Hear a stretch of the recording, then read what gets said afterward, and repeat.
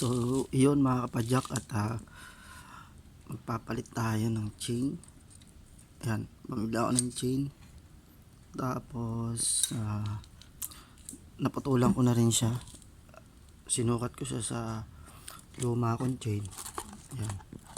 Kasi, luma na siya. Kailangan ng palitan. Mga roller niya medyo putput na. Ayan. Ito yung kaputol nung chain natin. So, ang type ng chain natin ay ang rivet chain o tawagin yung lock niya, yung nilalagyan na ito ng rivet. Yan. So, kakailanganin natin ng chain rivet extractor. Ito yun. Yan. Papakita ko sa inyo kung paano magkabit ng chain o paano mag-assemble ng rivet chain.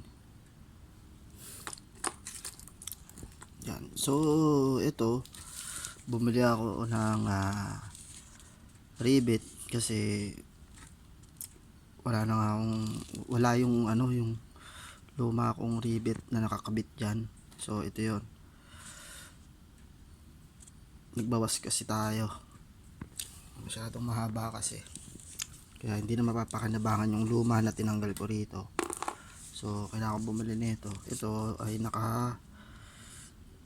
design sa 6 speed hanggang 8 speed. Kaya kung bibili kayo, kasi yung ko ay 8 speed lang. Dapat ito yung kukunin mo, yung sakop sa 8 speed. Kasi iba rin yung 9 speed, iba rin yung 10 at 11. Iba rin yung itsura nung niya ng rivet. So ngayon, papakita ko na sa inyo kung paano ikabit to. So ngayon, ang first step natin ginawa ay minob natin sa low gear yung shifter para maluwag pag magduduktong tayo. Tapos itong rivet chain, ito yung papasok, yung may patulis na yan. Ito yung ipapasok natin papunta dyan. Pag tinuktong itong kabila, ito yung papasok, yung matulis. Tapos ito yung kalahati yan ito mapuputol to, mawawala na yan. Bali ito talaga ang kailangan dyan, yung may tukuran na yan, may hukay na yan. Ayan mismo yung kakabit sa chain. So tara, pakita ko sa inyo. So ayan, kung makikita nyo, naipasok ko na yung kalahati. Tapos ito yung may hukay na yan. Ayan. Ayan yung dapat na tutulakin nitong, ayan, kung makikita nyo to, yung rivet extractor natin. Ayan yung may lumalabas na na nagpupush siya, naglumalabas na pin. Ayan. So ilalagay natin siya dito sa gawing ito. Hindi kasi ito pang align lang to ito pang pantulak ng pin, pang disassemble at saka assemble ng pin o kaya ng chain. Ayan. So ang paggawi, ito naman yung pagka nailagay mo na yung chain, ito yung naglalak. Tapos tsaka mo siya pipitin na ganito. So ang paglagay ay ganito. Yan. Shoot sa dalawang butas. Itong dalawang butas na to ay ipapasok natin dito. Yan. So para malak siya, kasi tatanggal nga siya. Para malak siya, pipitin natin to.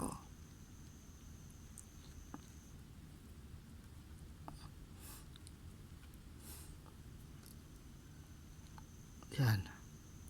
So, yun, nakalak na. Yan, nakalak na siya. Dito may hawakan sa ilalim. Yan. Tapos, ito yung magtutulak na sa kanya. Pipitin natin dahan-dahan yan.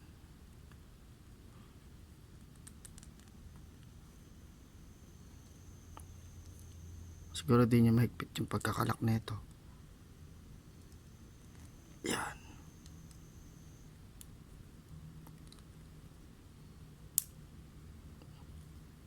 Unti-unti na siyang pumapasok.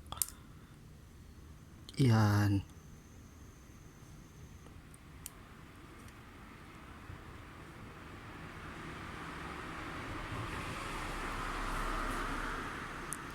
Yan, tinutulak mo yung ribbit.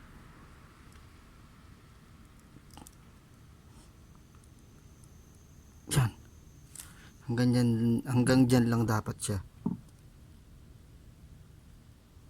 Kasi pag tinulak mo pa yan, lalabas na yan. So, yun. Pinating konti lang. So, yan. Yan, kakalabasan niya. Yan. Tugan natin to.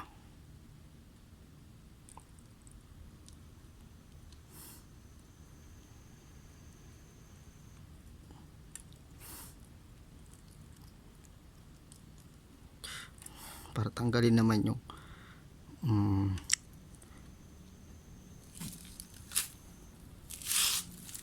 yan.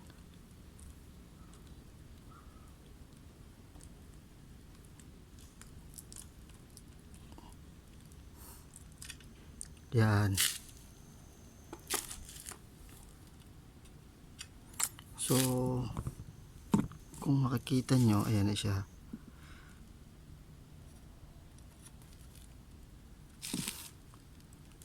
So, yan. May guhit kasi yan eh. Yan ang puputulin natin. Puputulin na lang natin siya. So, pamputol natin dyan ay yung plier o plies.